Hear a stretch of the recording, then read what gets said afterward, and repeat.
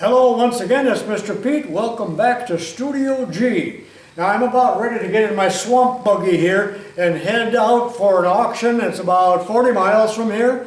And I'm taking a bundle of cash along. You know, I've been selling stuff on Pete Bay, so now I've got some money burning a hole in my pocket, so I'm ready to go. I'm taking my wife, and she loves to go, although it looks like a man's auction. It does not look like something that a woman would enjoy, but she loves to come along and just spend the day with me because it's a beautiful day. It's supposed to be a beautiful day. Now I know that I've told you I'm done with auctions, but just one more. Just give me a break, one more. So I will be back in about 4 or 5 hours with the car loaded, maybe. Who knows how much I spend or how much I get outbid.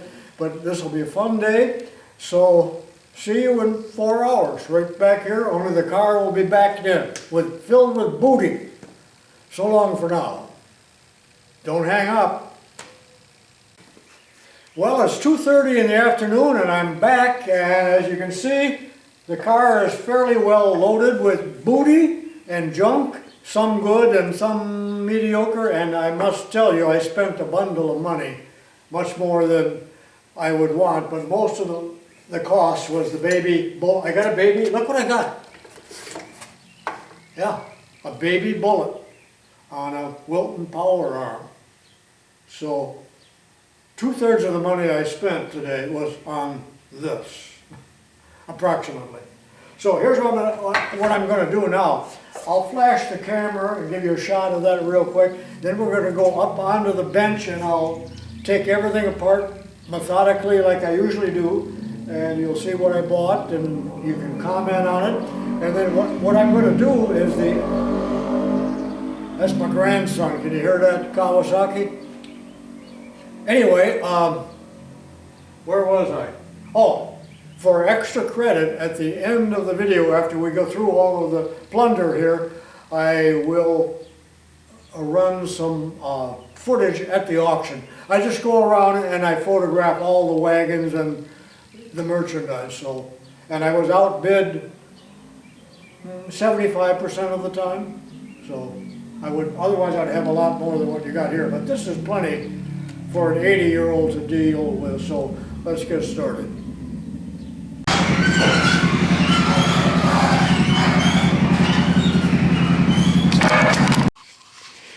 All right, to start with, I bought this thing for $2. I've been kind of wanting one of those. Black & Decker used to make them, but that looks generic, but it might be of some use sometime in my filming here. But in the back of the car, it's kind of dark in there, I know, but you kind of get a little bit of an idea of what I bought. There's some clamps way back there, but you can't really see very much, so let's bring it out onto the bench, okay? Okay, let's start out with these yellow bins. I bought a dozen of these or so. This one was separate. I had to buy this separate, but this was all in one. And I dumped out most of the junk that was in there and left it at the site of the auction, but this is the kind of stuff that was in there. Here's some big coupling nuts and a bunch of knobs that I might have a use for.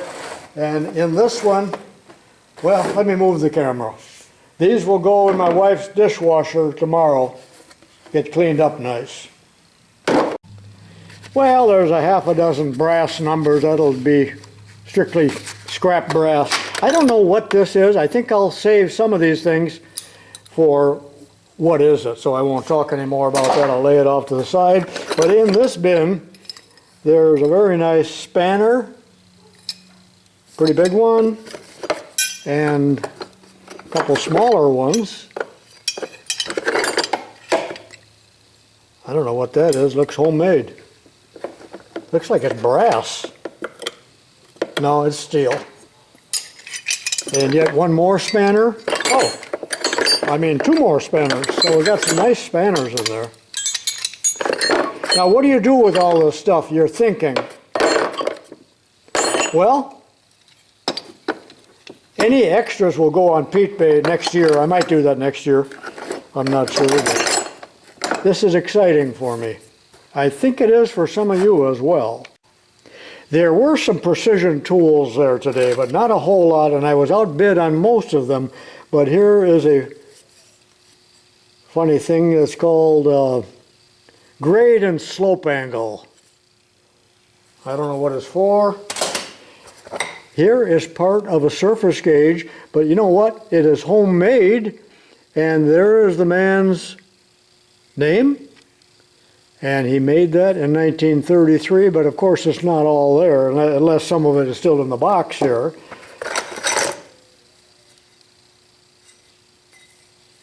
I don't know what that is. It says Pan American on it. It's not a level. It's like a straight edge, maybe.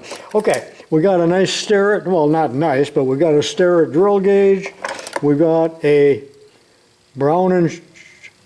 You know what? This is a Powercraft. That means it's Monkey Ward's, but I think it is made by Brown and Sharp.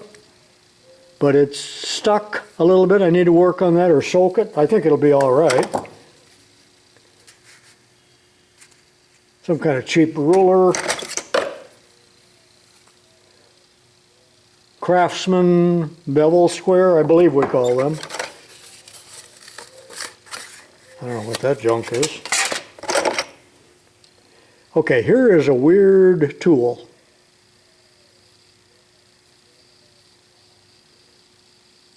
I don't know what it is. What is it? Useless little level. That's junk. Oh, this is, boy, that's not in very good condition, but it is a Starrett revolution counter. Tachometer.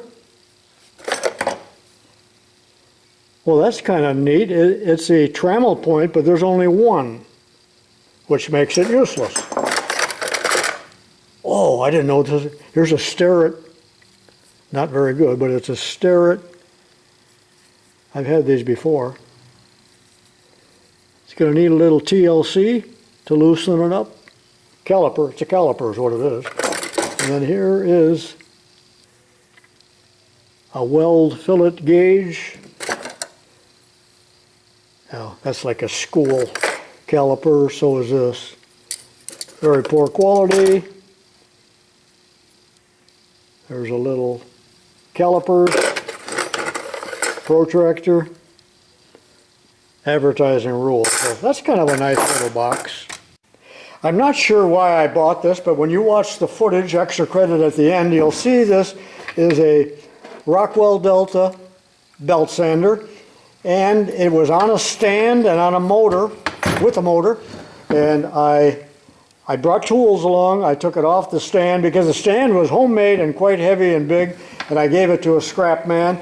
But you know, these are always missing the tires off of the wheels. Every Delta or Rockwell that I ever saw had bad wheels, but I had made a pattern, and I sometimes make new wheels. I don't know if I'll do that with this or not, but it came with a bunch of belts too, if they're not ruined by age.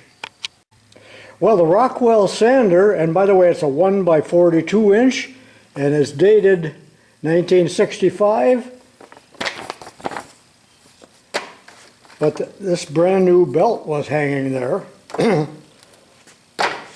So was that, but that looks used. But see, there's a whole bunch of belts here, but there's a big tendency when belts are old, although this is a used one, for the glue to fail on the splice. It just gets old and brittle. See how that pulls right off? So these may not be any good. I do not know. If you watch the latest Pete Bay, you'll see where I sold a bunch of small engine tools. Well, why did I buy more? I don't know. There were a lot of other engine parts in here I threw away and left at the auction site, but the things that I did want, well, there's another flywheel wrench, or actually a starter wrench for Briggs & Stratton. You've seen these before. Oh, that's not complete. I've shown these in, what is it? It's a little tool for valves, small engine valves. There is a carbon scraper, big old reamer. I don't know what that fits. I need to measure it. Another valve tool. Some of this is real junk. There was a whole set of these, and I set them aside, but somehow that got in there. I just sold one of these. Briggs & Stratton valve tool. I forgot what this is for. Japanese compression gauge.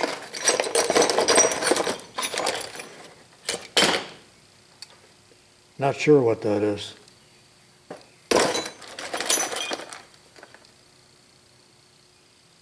That's an expander for exhaust pipes, I think. Yeah, this box was a waste. Luckily, it didn't cost me much. I think this will help you find top dead center on a small engine. I don't know if it's homemade or commercially made. Anyway, that wasn't hardly worth even showing you. Most of this will get thrown out. There were other things in this blue bin and I threw them out, but I bought these. I think there's 4 or 5 calipers in here. And I don't know if I'll be able to read the name. No, that's a Brown & Sharp. That's a big one.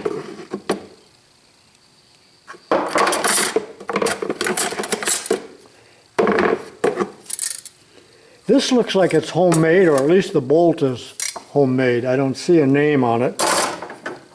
Here's another one, which appears to be, well, it says Athol, Massachusetts, so you know who made that. And this one is really weird, and I think I'm going to save this for what is it, because it's just kind of a strange caliper. Maybe it's not even a caliper. You'll see this again in a video, if we can figure it out.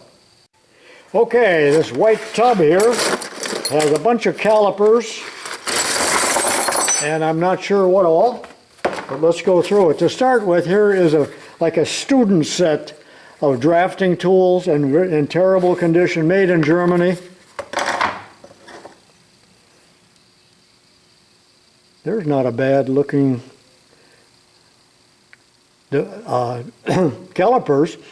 It's got the quick nut on it. I think this is the Fay patent.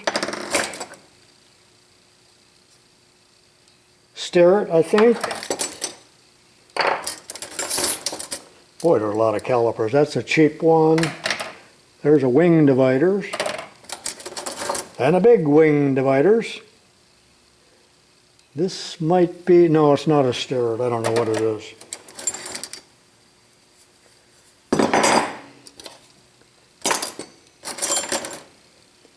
That's kind of a cute little caliper, but it's not a major brand.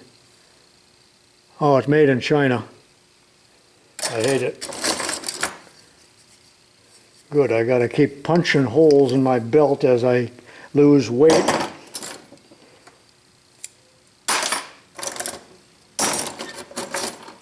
Some more inside calipers. Starrett Craftsman. Can't read that. Yeah, most of these need a good cleanup. What's with all these?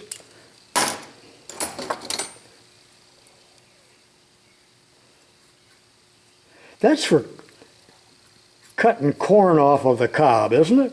Kind of looks familiar. Another wing divider. That's a good size caliper. And it's made by Starrett. That's a Starrett. Oh, that's horrible. It looks like somebody rebent these. Junk. Oh, remember these? Bottle openers. I can't read the name. Another wing divider with probably the wrong knob on it.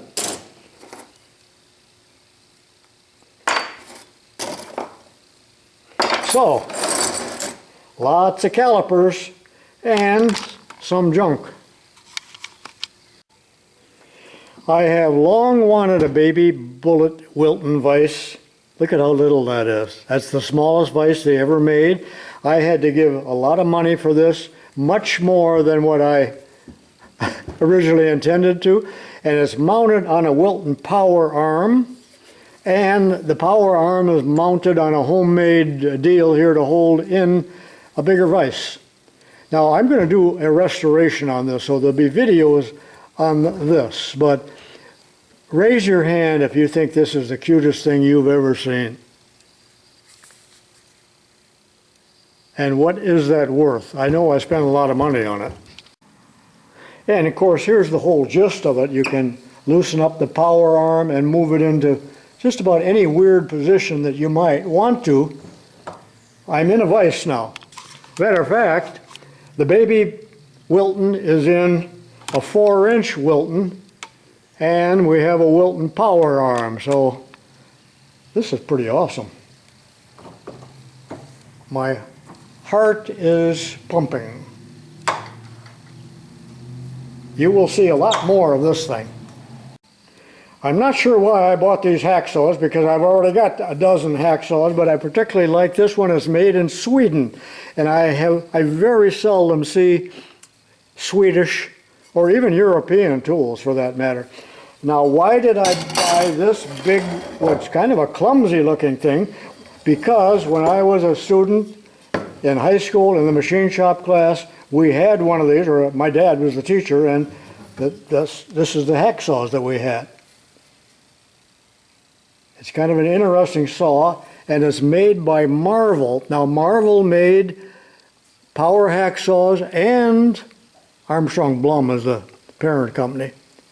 And I believe that this is a 12-inch blade, is it? Or, yeah. But that's pretty awesome, although it looks clumsy, doesn't it? And it's aluminum. Had to have it. Did you ever see a vise like this? I've had these in the past, and I believe the correct name is Versa vise, because it can be used in the upright position or flat, and since you probably don't know what I'm talking about right now, I will have a standalone video on this at some point. It's filthy dirty, so it needs a good cleanup and maybe even a paint job. Do you know what a Versa vise is? I think AMF was the company that made them, but it's, like I say, it's so filthy. You can't read the decal here, but this is, I didn't pay a whole lot for this, but this is a pretty awesome little vise. There were many vices there, and I was outbid on most of them. Do you know what this thing is? Nobody at the auction did. They thought it was a malted milk maker. But no, it's a genuine Dumore miniature sensitive drill press. Now, I already have one of these, but it's much newer than this. You know, this old motor here looks like it's from the 30s. And it's marked Dumore. And the interesting thing about these, and it's in pretty good shape, and I intend to do a restoration, and there'll probably be a video of that, but it only goes up to about 16th inch drill bits, and it does work. And I got a piece of wood here someplace. Now, in order to use this, you do not have a lever up here. You raise the table. And that gives you great sensitivity for tiny work for models. So you will see more of this. And it even has the chuck key. Little switch here. The head on it can be moved up and down, but it'll need a good cleaning. And of course the table can be moved up and down here, rack and pinion, but it also can be raised and lowered at this point. So what do you think of that? Well, I really didn't want this crimper, but it was in a box of things that I bought, but it's missing the stand here to put it in the bench plate. And I don't know what it says here, Pac-Man or something, but it's not a Pexto. I was hoping it would be a Pexto. Looks like possibly someone has done a repair. This is probably scrap. My mother made the most marvelous ground beef sandwiches using one of these. This is a keen cutter. Might even be a collectible. But she would let us kids do the grinding. You know, that was a big thrill in 1949. to turn one of these. It was clamped onto the kitchen table. But anyway, I don't know why I showed you that. This pile here is a whole bunch of items that you will see sooner or later on what is it. And a lot of you will know what this stuff is.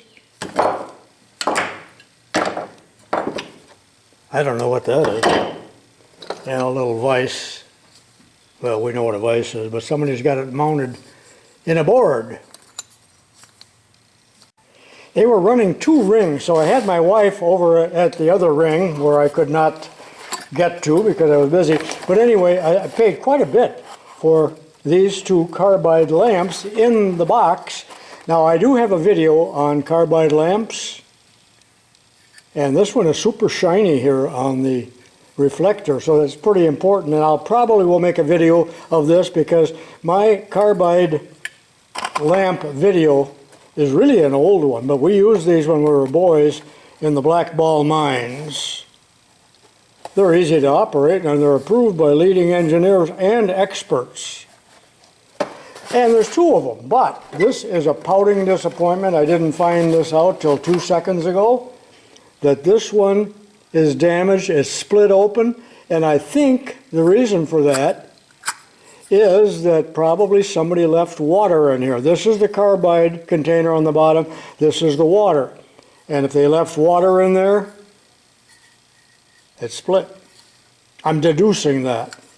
So this one basically is scrap, but we've got the directions and everything in there. Watch for a video on that, but also in this box, I got a kick out of this. Do you remember checker cabs in Chicago? So I don't know if this is the badge off of a checker cab or what. It's kind of neat. Metal. And this clipper. No telling whose mustache that has been in that. I'll probably throw that away even if it does work. And it came with all these combs, which I wouldn't touch with a 10-foot pole. In that big garage, they had probably 50 or more containers like this. Each and every one had different things in it, and you had to bid, and the original bid was $22, and you could take one or as many as you wanted at $22, but I waited till the price came way, way down. But this one is loaded with leather punches of the Arch variety. And this one, for instance, is Osborne. Still a piece of leather in there. So that's a nice find. I don't know what that is. Oh yeah, that's also a punch set that has one handle.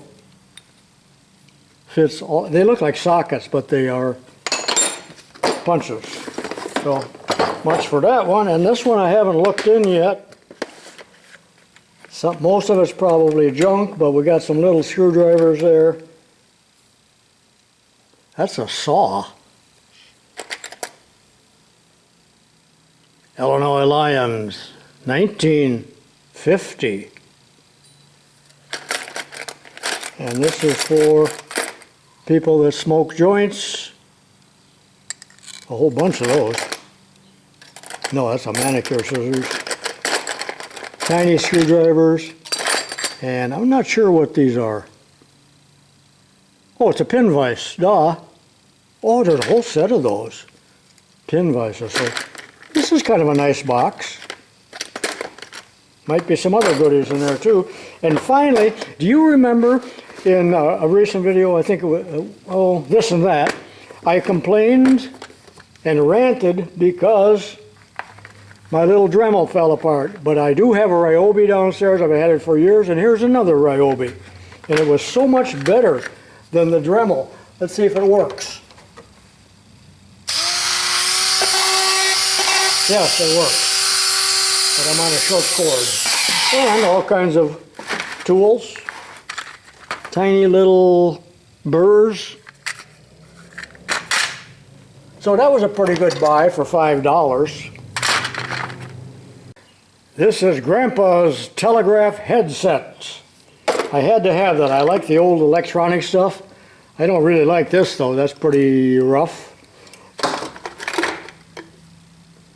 That's junk, but this is what I really wanted, was this little telegraph key.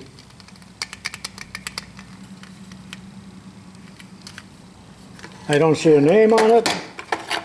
And there's another one. And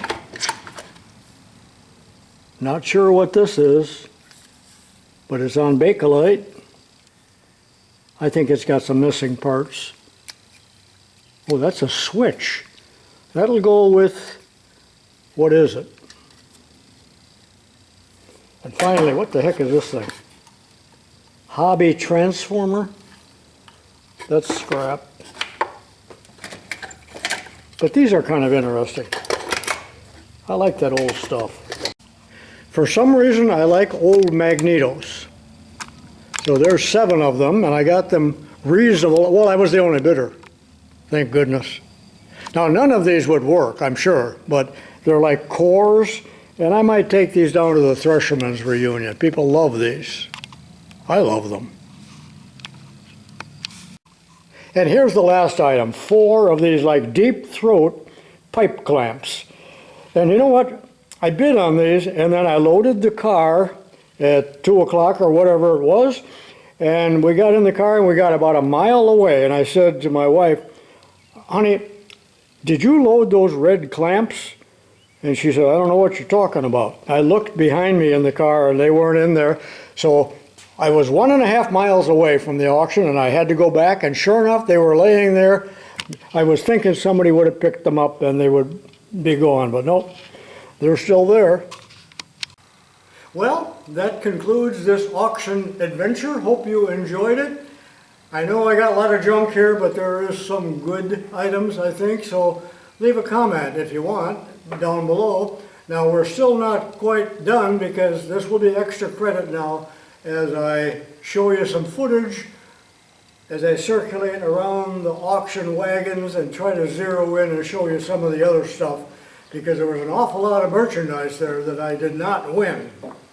There was some pretty heavy bidding, and there's a lot of guys there with a lot more money than what I had. So if you like old rusty iron, stay tuned. If not, so long for now, and I'll see you in my next video.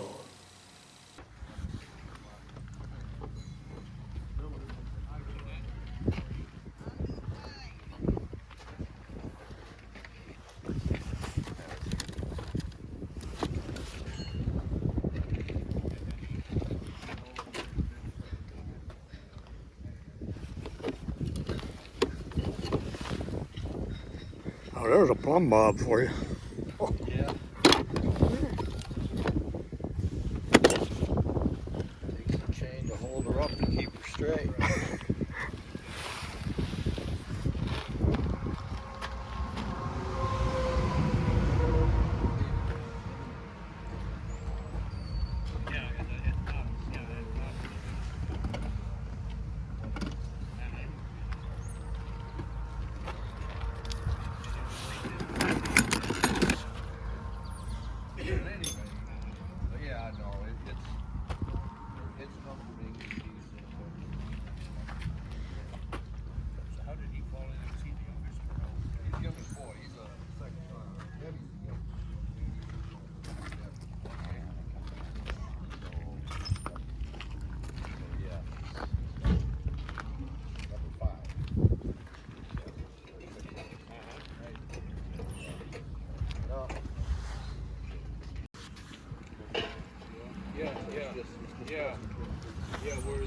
It's auction time. What's his name? Was it Kevin Defenball lived there one time? Yes, he did. Yeah, okay, yeah, That's the place.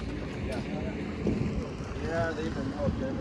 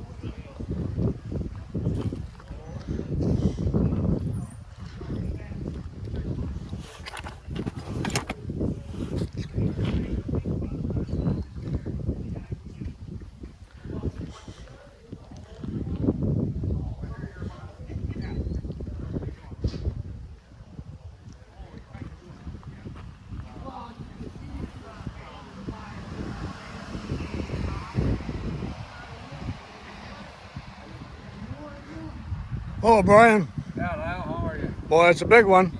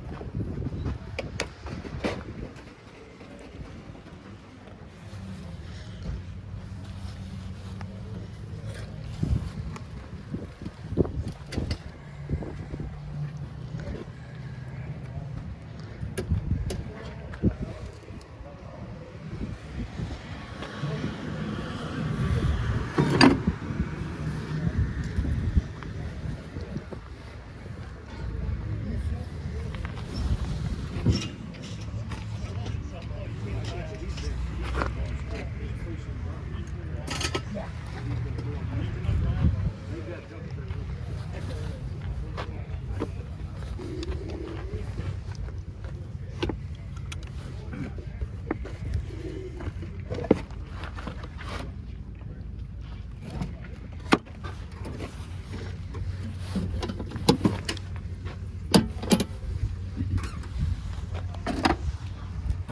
There's 2 or 3 up there on that real nice one.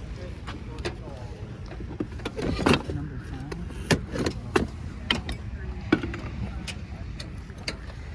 Okay, I don't think Russ will be there. Oh, I didn't go in the barn.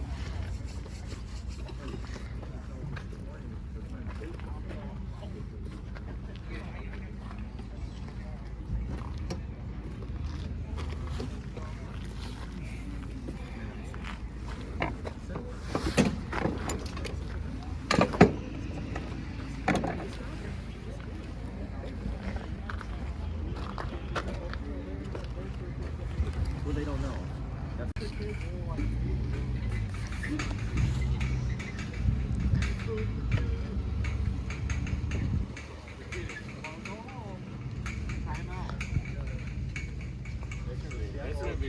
I can remember when you like Greg would be at the cabin, he'd be shooting fire rockets out the field. We were only going to stay up there. He want to anymore. He used to travel well in that area too. Billy just made that Florida trip and he was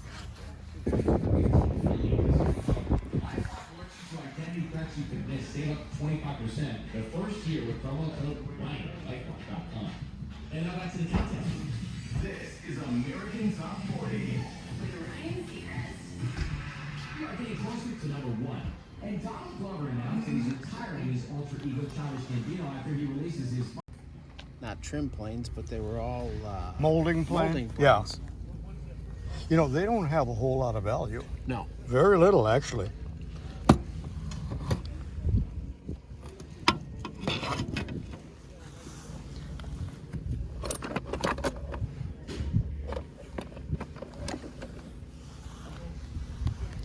When they came out with the router,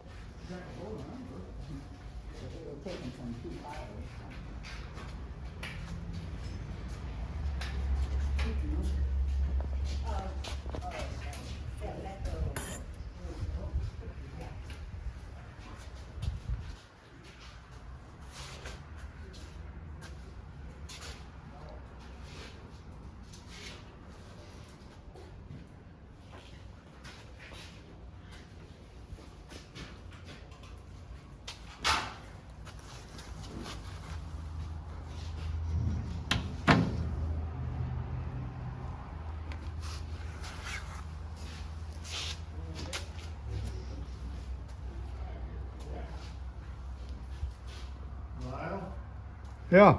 There's another over here.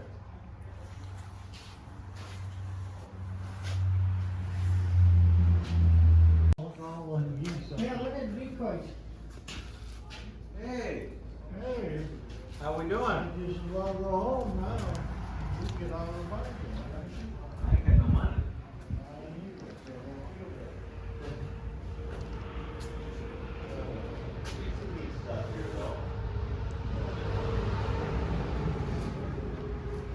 You don't get to say that. I've seen you a lot of sales. You probably got more than this in just one check. Four ships full.